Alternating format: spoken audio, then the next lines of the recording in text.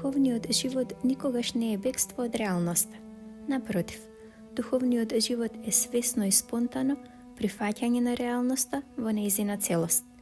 За духовниот трагач, идејата за бегство од реалноста е абсурдност плюс невозможност, бидејќи духовноста и реалноста си требаат една на друга за да бидат врвно исполнети.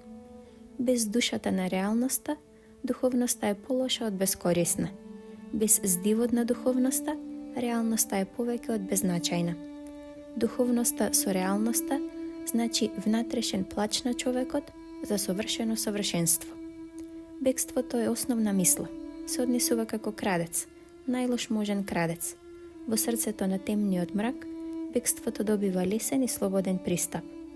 Оној кој се препушта на идејата за непосредно бегство, непогрешливо долготрајно се самоубива. Не, никогаш не смееме кукавички да побегнеме. Мораме секогаш да бидеме храбри. Божествената храброст е наше родено право. Ние сме херои воини на врвната реалност, избрани да се бориме со поројната, агонизирачка и загрозувачка незнаење ноќ. Ова извадок од книгата Мудроста на Шри Чинмој, од Шри Чинмој.